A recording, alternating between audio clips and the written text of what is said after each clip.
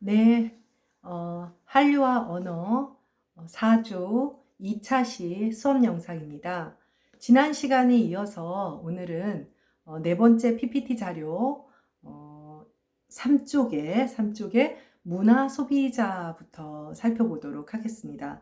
그래서 우리가 지난번에 이제 대중문화의 새로운 패러다임 이야기를 하면서 이제 그 문화 소비자라는 이야기를 이제 엘빈 토플러가 만든 개념이죠. 그래서 그 문화 소비자라는 그 개념에 대한 이야기를 살펴보겠다라고 했는데, 사실 이제 우리가 일반적으로 경제적인 측면에서 말하는 소비자라고 하는 것은 구체적인 물품을 구매해서 사용하는 사람이 이제 소비자잖아요. 그런데 이제 이때의 그 이전에는 문화를 소비한다라는 그런 개념이 없었는데, 이제 엘빈 토플러가 1956년에 더 컬처 컨슈머스라는 그 책에서 이제 그 사용했던 그런 용어입니다. 그냥 단순한 컨슈머가 아니라 컬처를 소비하는 그런 사람이다라고 해서 어, 이 1950년대 이제 한국보다 조금 앞서서 이런 문화 폭발이라고 하는 그 문화 폭발은 뭐냐면 이제 그때 이제 본격적으로 라디오라든지 TV라든 것이 이제 대중의 보편적으로 이제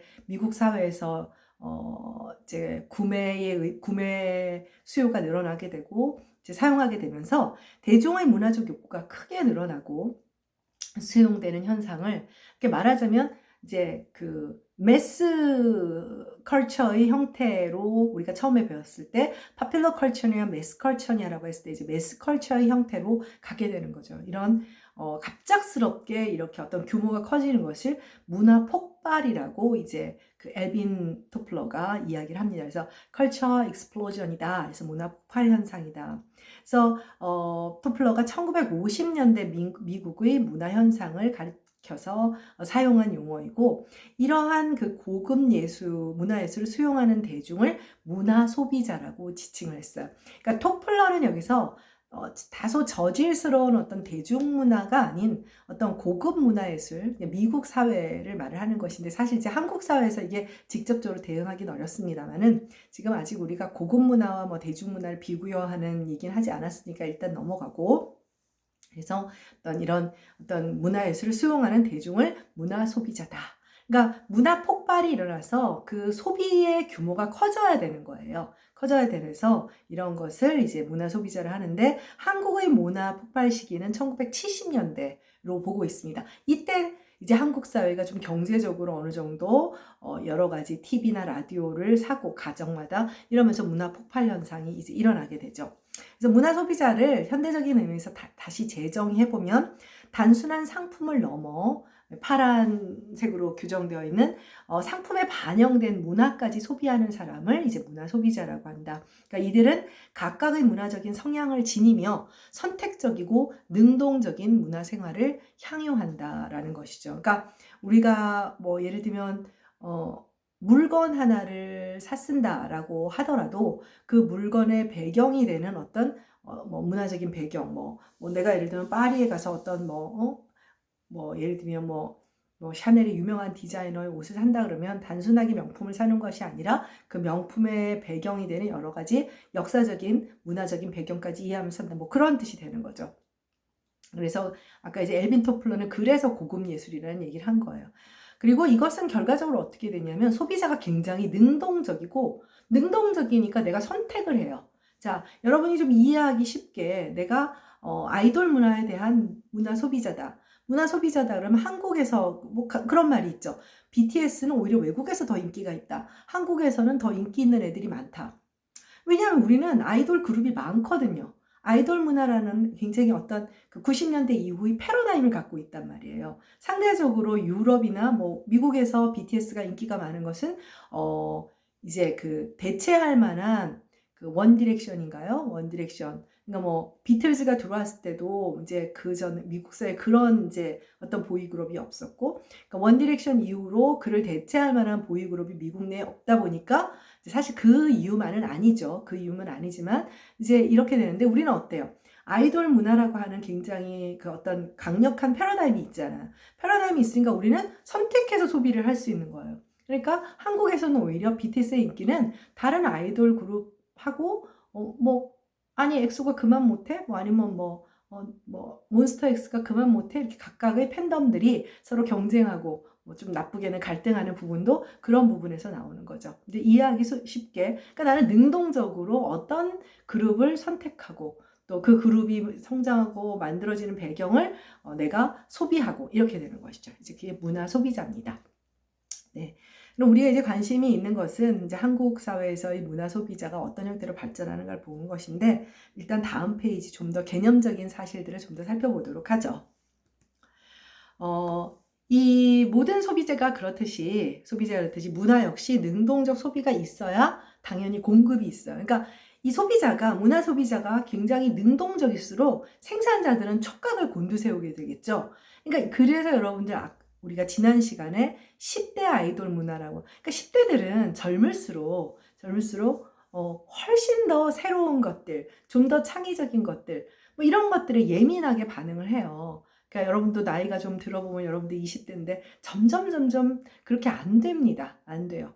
여러분 뭐 선생님, 대학원생들이나 조교들도 보면 예전과는 달리 이제 그렇게 막 몰두하게 되지 않는다. 뭐 물론 10대 때부터 아이돌 별로 관심 없는 사람들도 물론 있지만, 그러니까 소비자가 능동적이고 선택적이라는 건 뭐냐면 생산자가 선택받아야 돼요. 능동적인 소비자들한테 선택받아야 되는 것이죠. 그러니까 어떻게 되겠습니까? 공급자의 생산 문화 상품 역시 굉장히 발전하게끔 되는 것이죠. 그래서 공급의 문제, 생산자와 콘텐츠가 훨씬 더 이제 변화를 겪게 되는 거죠. 그래서 결과적으로 이런 콘텐츠와 생산재의 발전을 위해서는 소비자의 적극적인 그런 성숙한 그런 문화 소비 행태가 뒷받침되어야 하는 거예요. 그러니까 뭐 예를 들면 요즘 뭐 엠번방, 또 뭐 우리끼리 여자들끼리니까 얘기할 수 있다면 굉장히 좋은 어떤 그런 정보 사회의 어떤 디지털 문화를, SNS와 디지털 문화를 굉장히 부정적으로 성숙하지 못하고, 그 다음에 거의 그러니까 거의가 아니죠. 범죄의 차원에서 소비하는 정말 최악의 소비자들인 거죠. 소비자는 소비자죠. 나쁜 생산재를 만들어서 나쁘게 소비하는 그런 범죄 차원의 그런 문제들도 사실 거기에 사용되는 그런 기술들이 부정적인 것, 그 미디어들이 부정적인 것은 아니잖아요. 결과적으로는 생산자와 그 다음에 이 소비자들의 잘못된 윤리의식이 아주 극단적인 상황을 만들어내는 것이라고 할 수가 있어요. 네. 여기서 지난 시간에 선생님이 일상성이 중요하다라는 이야기를 했어요. 그러니까 이런 어떤 뉴미디어가 등장을 해서 어떤 쌍방향 소통이 이루어지고 이러기 전에는 일상성이라고 하는 것, 어떤 문화를 소비하는 것이 일상적인 게 아니죠. 일상적인 거. 유럽 사람들이 우리가 참 대단하다. 자기들이 걸어가서 여러분들 유럽 패키지 여행을 해보면 오스트리아나 이런 데 가보면 그 음악회를 감상하는 그런 조그만 음악회장 가서 음악회를 감상하는 프로그램이 있어요. 굉장히 있어요. 주말이면 그 사람들은 그냥 연인이 데이트하듯이, 뭐 우리가 예를 들면 극장 영화를 가면 이제 뭐 간단한 여러 가지 앙상블 연주라든지 간단한 아리아라든지 이런 것들을 즐기는 거예요. 직접 걸어가야 되죠. 그럼 사실 일상적인 건 아니죠. 일상적인 건 아니에요. 일상적인 것은 아닌데 아까도 말했다시피 물론 유럽 사람들은 자기들의 문화니까 뭐 그렇게 걸어서라도 가지만 우리 같은 경우는 뭐 예술의 전당을 일상적으로 가는 사람은 없잖아요. 네, 우리가 뭐 대중음악을 듣는 것은 그렇지 않죠. 그래서 이 일상성은 굉장히 중요한 거예요. 결과적으로 창의적인 사회가 되는데 이제 이 문화예술이 되게 핵심적이기 때문에 경제 발전 전략 또한 이제 문화 소비자들의 욕구, 관심사를 반영을 해야 되고, 그러다 보니까 여러 가지 측면에서 문화를 소비하는 사람들이 일상적으로 접하는 그 속에서 이제 생산재들이 좀 더 창의적이고 질 높은 문화의 공급이 이루어져야 된다는 거예요. 그러니까 좀 복잡한 얘기가 아니라 결론적으로 말하면 과거와는 달리 과거의 어떤 대중문화의 패러다임이 생산자 중심이었다면, 생산자가 제공하는 컨텐츠 중심이었다면, 좀 일방향적이었다면, 새로운 대중문화는 문화 소비자에게 중심축이 옮겨지고 이들이 헤게모니를 갖게 되는 거예요. 물론 부정적인 면도 있죠. 그래서 그러면 어떻게 돼요? 우리가 앞서 배웠다시피 소비자의 눈치를 봐야 되니까 이 생산자는 창조주죠. 창조자 자체가 자신의 개성이라든지 창조성을 발휘하지 못하는 그런 어떤 부정적인 면도 만들어질 수 있는 면은 있겠지만 어쨌든 이렇게 능동적인 소비자의 출현. 우리는 대부분 여러분들의 나는 문화를 소비하는 입장이기 때문에 우리에게 권력이 있다는 것은 뭐 유쾌한 일이기는 합니다. 근데 그 권력이 아무래도 이제 대중문화는 다수의 문화 소비자의 권력이 되겠죠. 소수의 취향이기보다는. 네, 다음 페이지로 가도록 하겠습니다. 네, 여기서 이제 프로슈머라는 이야기가 나옵니다. 전전 페이지에서도 프로슈머가 엘빈 토플러 얘기를 하면서 잠깐 나왔는데, 프로슈머는 탈분화 문화, 분화가 아닌 그것을 어떤 경계를 벗어나는 것, 너는 생산자, 나는 소비자, 이렇게 경계를 벗어나는 것이 이제 새로운 대중문화의 패러다임, 뉴미더의 등장으로 나타난 쌍방향 소통에서 만들어지는 것이다, 이런 이야기를 했었는데, 거기에 대표적인 것이 프로슈머, 즉 생비자, 생산자이자 소비자라고 해서 생비자라고 하는 좀 낯선 용어로, 여기 뭐 그쪽 전공을 하는 친구들은 뭐 익숙한 표현이겠지만, 그래서 프로슈머라는 말은 엘빈 토플러가 그의 저서인 제3의 문결에서 생산자인 프로듀서와 소비자인 컨슈머를 합성한 말이에요. 생산자적 기능을 수행하는 소비자라는 것이죠. 이게 가장 이제 뒤에 가서 배우면 대표적인 이제 팬덤 문화에서 생비자, 우리는 이제 어떤 한류와 언어기 때문에 한류는 문화잖아요. 문화에 국한시켜서 주로 얘기를 이제 대중문화와 좀 관련시켜서 얘기를 한다면, 네, 그래서 생산자적 소비자는 당연히 계속 말했다시피 정보기술 사회, 디지털 사회의 결과예요. 정보통신의 발달, 소비자들의 제품과 시장에 대한 지식이 증가, 뭐 맨날 제품 평가고 뭐 이렇게 되는 거죠. 이제 문화 상품에 대한 평가도 하게 되죠. 뭐 이번 뭐 예를 들면 뮤지컬은 어떠어떠해서 좋다. 누가 뭐 예를 들면 뭐 배역인데 누구께 더 좋다더라. 이런 것들 여러분들 뭐 문화 상품에 대한 평, 영화 평 이런 것들이 나오죠. 그러니까 지식의 증가.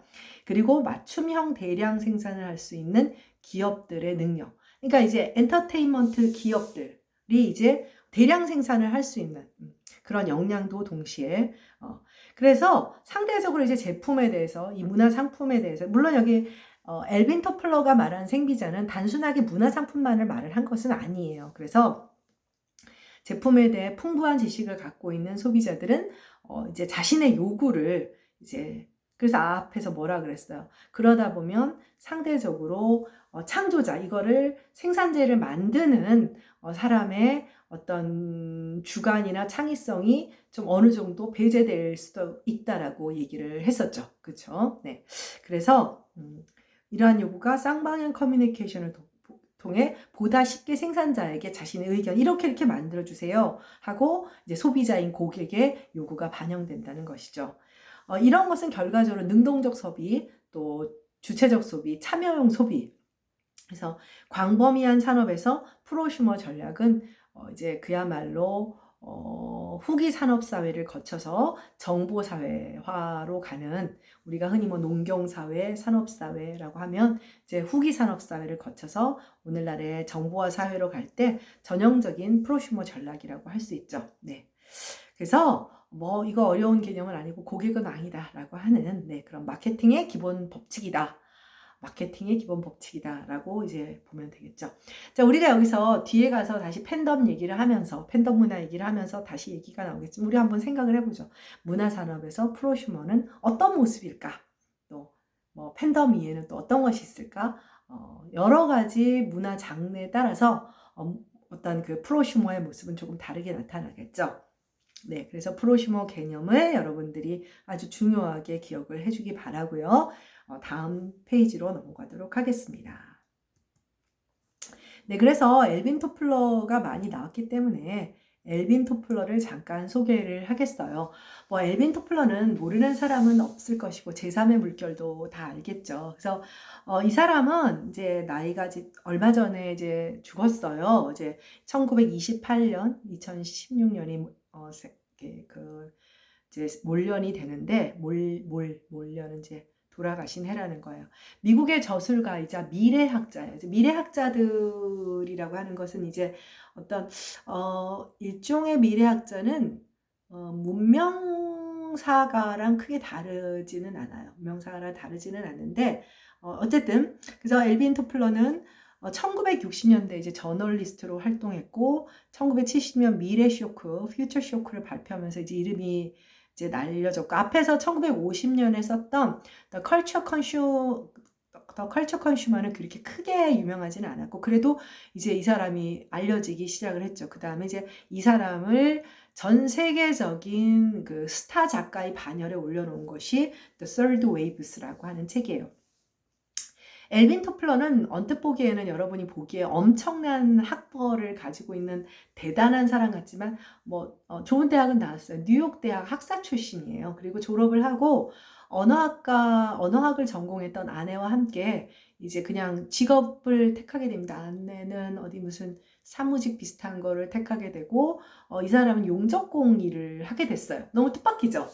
그래서 그렇게 일을 하는데 이 사람이 그러면서 이제 글재주가 있고 뭐 아내도 또 그런 관련되는 일을 해서 그런지 글재주가 있고 그러다 보니까 노동 관련 신문의 어떤 칼럼 같은 것을 쓰게 되고 하면서 좀 작은 지역사회부터 이름을 이 사람 글 굉장히 뭐 날카롭네 이런 평을 받게 됩니다.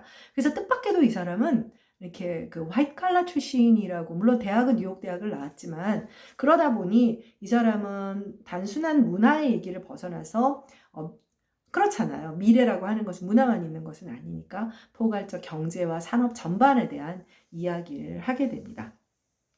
그래서 제3의 물결에서 정보화 사회를 예견하면서 이제 디지털 혁명과 사회혁명, 기술적 특이점에 대한 이야기를 하게 돼요. 근데 지금 재밌는 건 1980년이에요. 1980년은 후기 산업 사회 시대라고 할 수가 있거든요. 그러니까 아직은 아날로그 사회인데 이거를 예견했어요. 물론 컴퓨터도 있고 어떤 디지털 문화라고 하는 것이 이제 등장하기 시작했던 시기긴 하지만 그것을 앞서 내다봤던 그런 해안을 가지고 있었던 사람입니다. 그래서 엘빈 토플러는 제3의 물결이 뭐냐면 그럼 제3의 물결이니까 첫 번째 물결도 있고 두 번째 물결도 있는 거죠. 그럼 첫 번째 물결은 뭐냐면 바로 농경사회예요. 농경사회고 두 번째는 산업사회입니다. 그래서 농경사회로 가는 이제 농업혁명이라고 하는 건 이게 무슨 얘기냐면 그전에는 그러면 농경사회 이전에는 여러분들 어떤 사회였죠? 뭐 했어요? 농사 짓기 전에는 수렵 채취를 했죠. 수렵 채취를 하면 어떻게 돼요?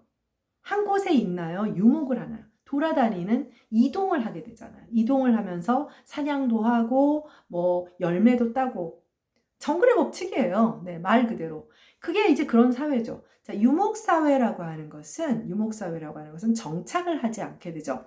그러면 어떻게 될까요? 다니다 보면 이거 뭐 이동을 하는데 뭐 거창한 집을 짓겠어요?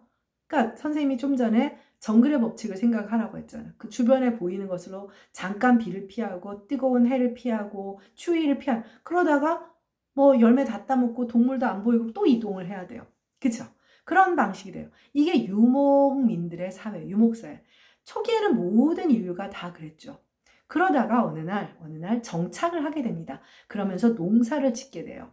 이게 이제 농경사회인데 이것을 농업혁명이라고 부르는 이유는 뭐냐면 그러면서 이제 여러분들이 알고 있는 이 농업사회가 바로 고대 문명의 발상지가 되는 거예요. 고대 문명의 발상지. 뭐 티그리스, 유프라테스, 황하, 뭐 여러분 나일. 그러면서 고대 문명이 등장을 하죠. 문명이 왜 등장을 하죠? 정착을 한다는 거. 유목을 하지 않고 정착을 한다라고 하는 것이 굉장히 중요한 거예요. 자, 일단 정착을 하죠. 정착을 할 때 여러분들이 정착을 하면 어떻게 될까요? 일단 농사를 짓는 건 알고 있지만 집을 지을 거예요. 견고하게 지을 거예요. 이거보다 더 핵심적인 것은 인구 폭발입니다. 아까 문화 폭발을 엘빈 토플러가 얘기했었는데 인구 폭발은 문명과 문화의 단초를 만드는데 굉장히 중요해요. 왜냐하면 인구가 많아지면 잉여 인구라고 하는 것이 생겨요. 선생님은 잉여 인구예요. 무슨 뜻일까요? 선생님은 1차 생산에 가담하는 사람이 아닙니다. 자, BTS 잉여 인구예요. 여러분도 잉여 인구죠. 공부하고 있으니까. 물론 알바를 하는 사람들은 생산자이기는 하죠. 노동자이기도 하고. 근데 이건 뭔 얘기냐? 자, 수렵 채취를 하면서 이동을 할 때는 가다가 보면 병 걸려서 죽고 동물한테 뭐 공격당해서 죽고 뭐 나무에 올라가서 죽고 이게 상대적으로 뭐 가다가 보면 아기 낳다가 아기가 태어나다가 죽고 뭐 산모가 죽고 인구가 늘어날 수가 없는 거예요. 근데 정착을 하면 상대적으로 위험이 좀 줄죠. 그러다 보면 사람이 더 많이 태어나서 어린아이들도 죽지 않고 인구가 늘어나는 거예요. 이것을 인구 폭발이라고 합니다. 인구 폭발을 하면 기본적으로 뭐 동물을 잡는, 농사를 짓는 뭐 이런 인구 외에 사람을 가르치고 또 다른 사람을 즐겁게 해주는 잉여적인 인구가 있어요. 자, 사람을 가르치는 것. 무언가를 직접적으로 생산하지 않잖아요. 내가 여러분들을 생산하지 않죠. 여러분들은 어차피 부모님들 통해서 생산된 존재들이잖아요. 그렇기 때문에 이제 잉여적인, 그래서 그 다음에 예술을 하거나 이런 사람들은 당연히 그러면서 문명과 문화라고 하는 것이 생겨요. 이게 바로 제1의 물결, 농업혁명이 됩니다. 그리고 두 번째 물결은 이제 바로 산업혁명으로 산업사회, 이제 후기 산업사회까지 가게 되는데, 이제 간단히 말하면 뭐 이제 근대화라고 하는 것을 이제 그야말로 기계화, 뭐 증기기관차 뭐 이런 것들을 말합니다. 이것이 바로 산업혁명에 의한 산업사회가 되는 것이고, 이제 후기 산업사회가 뭐냐면 이제 기간산업에 해당하는 중화공업 이런 것들을 하게 되는 것을 후기 산업사회라고 이제 부르게 되는 것이죠. 그 다음에 나오는 제3의 물결이 바로 뭐냐면 21세기 정보화 사회가 되는 것입니다. 여기는 디지털 미디어라고 하는 것, 디지털 문화라고 하는 것이 기본적인 베이스로 깔려 있어야 하는 것이고, 당연히 이것은 어떤 기술, 테크놀로지라고 하는 것을 배경으로 하고 있어야 하는 것이죠. 그래서 이것이 바로 제3의 물결이다라고 했고, 그렇게 되니까 당연히 이것은 경제나 어떤 그런 과학의 측면을 벗어나서 문화적인 측면에까지 큰 영향을 미치게 되고, 그래서 이제 이 사람이 거기서 프로슈모어라는 용어도 말하게 됩니다. 그래서 엘빈 토플러의 제3의 물결을 읽은 친구들한테는 한 번 더 기억을 되살리는 그런 소개가 됐어요. 선생님은 후기 산업사회에 태어나서 정보화 사회를 거쳐 살고 있고, 그래서 한국 사회는 굉장히 여러 가지, 아까 왜 그 정체성 얘기를 했잖아요. 문화를 누리는 정체성. 그래서 그 정체성에는 세대, 성별 뭐 이런 것도 굉장히 중요한데, 한국 사회는 세대 갈등이 많을 수밖에 없어요. 지금 엘빈 토플러가 이제 20, 30년대생 20세기 초반에 태어나신 분들도 아직 계시거든요. 이분들은 뭐냐면 일제 식민지 치하를 살았고, 그 다음에 한국 전쟁을 겪고, 정말 세계 최빈국 시절을 거쳐 경제 개발하는 모든 과정을 거친 분이에요. 그분들은 농경 사회에 태어나 산업 사회를 거쳐 후기 산업 사회, 정보화 사회까지 살고 있는 분들이에요. 선생님은 후기 산업 사회와 정보화 사회, 여러분들은 정보화 사회죠. 그래서 한국 사회는 굉장히 복잡한 어떤 정체성을 가진 그런 어떤 사회라고 할 수가 있어요. 그런데 또 이런 어려운 시기에는 또 똘똘 뭉쳐서 놀라운 시민의식을 보여주는 걸 보면, 뭐 그런 얘기가 있잖아. 뭐 바로 눈앞에 그 핵폭탄이 있는데도 끄떡도 안 하고 사는 사람들이라고 하는데, 한국사를 배워보면 여러분들 자잘한 그 뭐 외구의 침략이나 자잘한 역사까지 하면 2년에 한 번씩 국난을 겪는데요. 거의 전쟁까지는 아니지만 뭐 짜잘한 그런 뭐 외구의 침이 북쪽의 오랑캐들의 침입까지 하면 하도 그러고 살다 보니 어떻게 보면 내성이 생겨서 위기에 잘 대처한다, 이런 슬픈 얘기도 있습니다. 네, 다음 페이지로 가도록 하겠습니다. 네, 그래서 제3의 물결을 지금 여기서 소개를 하고 있어요. 조금 전에 얘기했던 것들을 다시 한번 정리한 것이니까 간단히 보도록 하죠. 그래서 정보혁명이다. 그러니까 농업혁명, 산업혁명, 정보혁명. 그래서 탈대량화와 다양화, 그 다음에 지식에 기반을 둔 생산, 네, 그 다음에 다양한 라이프 스타일, 뭐 재택근무의 일상화. 아, 그러네요. 선생님 지금 재택근무하고 있네요. 그 다음에 산업사회에 대한 일방향이 아닌 멀티 디렉셔널한 그런 다양한 변화가 이루어지고, 그러다 보니 관료제 기반보다는 조직이 좀 더 유연한 조직, 뭐 대표적으로 구글 같은 조직이라고 할 수 있겠죠. 구글이나 네이버 같은. 그 다음에 생산자와 소비자의 역할을 동시에 할 수 있는 프로슈머의 등장, 뭐 이런 얘기를 볼 수 있습니다. 네, 그래서 제3의 물결을 소개했고요. 다음 페이지로 가도록 하죠.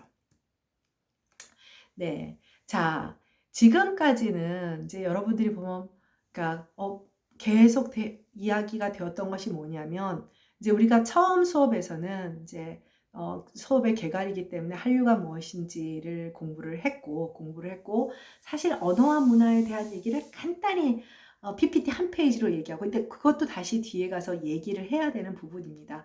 언어와 문화의 밀접한 관계 뭐 있다는 건 알겠지만 그 얘기를 했고, 그 다음에 이제 한류다 보니까 한국어의 위상이나 한국어 교육에 대한 이야기를 조금 했고, 그 다음에 이제 대중문화, 왜냐하면 한류의 그 콘텐츠들이라고 하는 것은 기본적으로 대중문화다 보니까 이제 그 대중문화의 속성에 대한 이야기를 하고, 대중문화에 대한 이야기를 하다 보니까 이제 그 대중문화의 생산자와 미디어와 소비자에 대한 이야기를 하게 됩니다. 지금 대중문화 생산자 얘기는 아직 안 했어요. 대중문화의 생산자 얘기를 하려고 하는 부분이 이제 나중에 뒷부분에 가서 우리가 K-팝이나 뭐 K-무비나 K-드라마 얘기를 할 때 이제 생산자의 입장에서도 이제 컨텐츠들을 얘기하게 될 거예요. 우리는 지금 우리가 소비자이기 때문에 소비자의 입장을 일단 간단하게 먼저 살펴보았던 거죠. 소비자의 입장을 먼저 봤는데, 이제 소비자의 방금 생비자 얘기했잖아요. 프로슈머 얘기로서의 팬덤 얘기를 뒤쪽에서 이제 이번 PPT 여러분들이 출력하면서 봤겠지만, 팬덤 얘기를 하려면 이 미디어의 얘기를 반드시 해야 돼요. 그러니까 그 중간 단계에 있는 것이죠. 그 컨텐츠와 텍스트를 실어 나르는 이 미디어.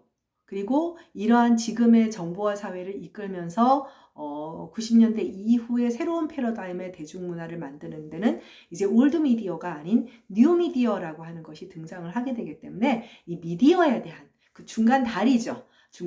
매스미디어에 대한 이야기들을 조금 살펴보도록 할게요. 이전공인 친구들이 또 몇 명 있어서 너무 쉬운 얘기일 수도 있겠지만, 이제 전혀 다른 전공의 친구들도 있고 국문과 친구들도 있고 또 있으니까 조금 쉬운 얘기들을 일지라도 좀 들어주도록 하고, 또 여러분들이 또 어려운 얘기들도 있잖아요. 또 국문과 친구들은 또 한국어 얘기들이 좀 쉽게 들리면 조금 더 수용해주고, 이 과목의 속성이 좀 포괄적이고 넓다 보니 어찌 보면 좀 가벼운 얘기들이라도 좀 이해를 해주기를 바랍니다.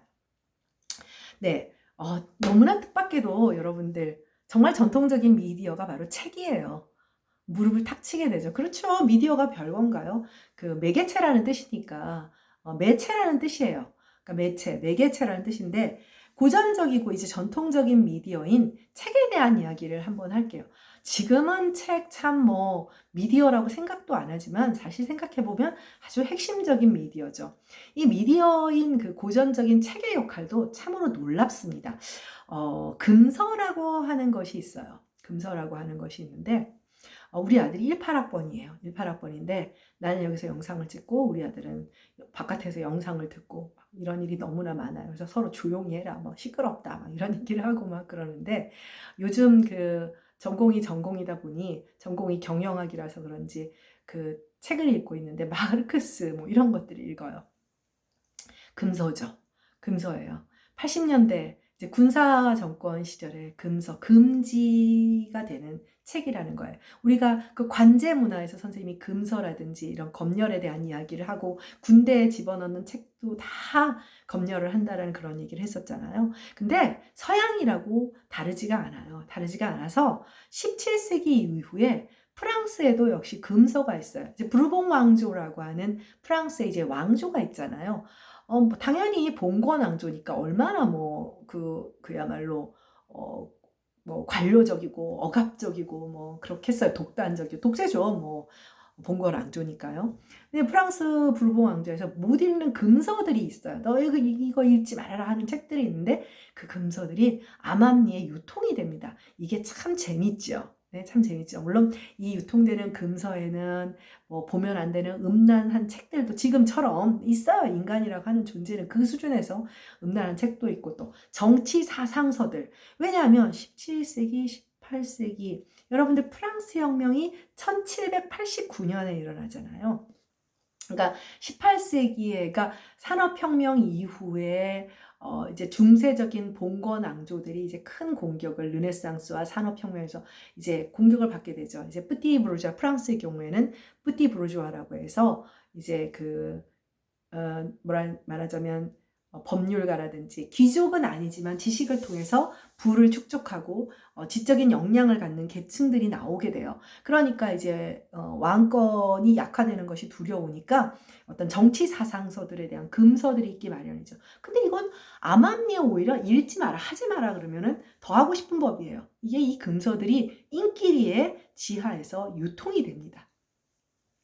그래서 그런 과정에서 읽지 말라고 하고, 그러니까 얼마나 더 이 책들이 귀하겠어요. 뭐 지금 뭐 여러분들 뭐 마르크스 뭐 막시즘 뭐 이런 게 뭐 큰 문제가 안 되잖아요. 근데 옛날에는 80년대 70년대는 대학생들이 그 책을 읽기 위해서 이제 동아리를 서클이라고 했는데, 그런 사상 관련 공부를 하는 그런 책들을 읽는 동아리를 언더 서클이라고 불렀어요. 지하에 있는.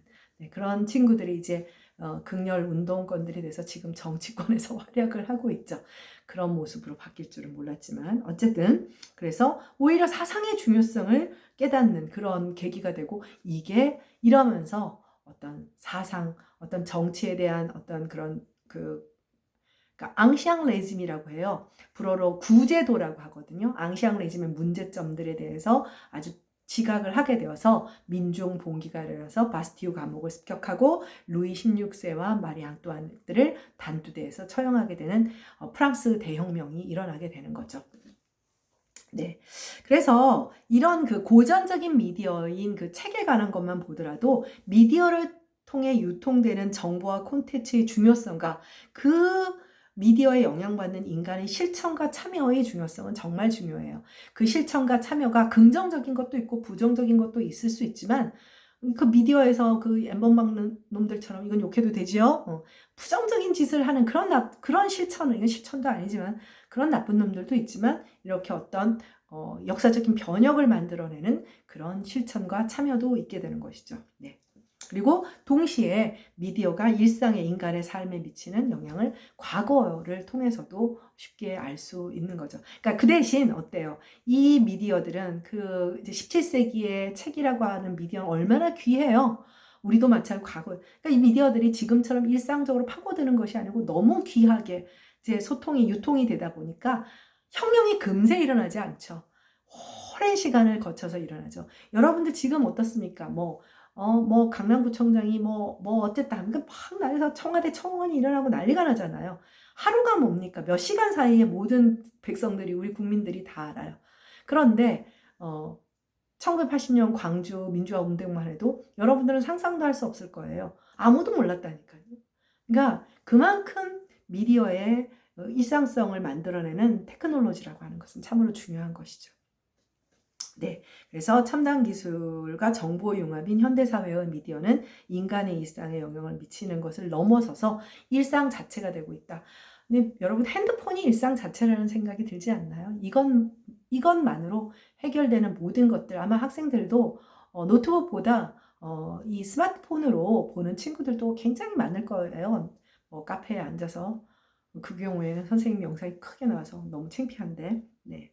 이제 일상 자체가 되는 것. 그래서 이게 뭐냐면, 선생님도 그런데, 근데 선생님도 이제 핸드폰을 많이 이제 들고 있게 되는, 뭐 다 그렇죠. 다 그런데, 사실 보면 선생님이 많이 들고 있다고 생각을 하다가도, 여러분 세대를 보면 너무 심하다라는 생각이 사실 좀 들기는 해요. 뭐 스좀비라고 하죠. 스마트폰을 들고 다니는 뭐 귀에 꽂고 막 저러고 다니고 싶을까? 뭐 거의 뭐 화장실 가나 밥을 먹나 이렇게 들고 다니는. 그래서 이제 기성세대들이 저 너무 문제다 이렇게 해서 미디어의 역기능에 대한 그런 기성세대의 우려들이 늘 많죠. 꾸중도 듣기도 하고 여러분들이 그 역기능이 있다는 것은 알고 있을 거예요. 여학생들은 뭐 카톡 때문에 망하고 남자애들은 뭐 게임 때문에 망한다. 그러나 사실은 순기능이 훨씬 더 많기 때문에 그것은 우리 소비하는 우리들이 얼마나 더 앞에서 말했죠. 소비자의 그러니까 성숙한 소비가 중요한 거죠. 그래서 그런 것들을 여러분들도 좀 기억하고 여러 가지 이런 21세기의 정보 미디어를 사용하는 것이 좋지 않을까 싶습니다. 네. 여기까지 보고 수업을 끝내서 조금 길게 하도록 하겠습니다. 그래서 미디어 혁명은 미디어 혁명이라는 말이 나와요. 지금까지 말했던 이런 엘빈 토플러의 정보 혁명이지 미디어 혁명인데 조금 전에 말했다시피 이제 몇 가지 역기능에 대한 이제 순기능은 우리가 다 알고 있잖아요. 혁명이라고 했잖아요.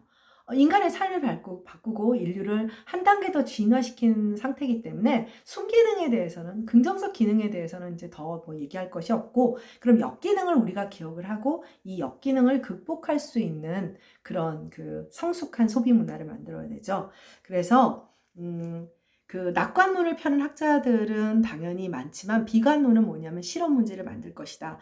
프라이버시를 침해할 것이다. 정보의 독점과 편중이 일어날 것이다. 문화 종속이 일어날 것이다. 심하게는 사회해체까지는 극단적인 얘기들을 말합니다.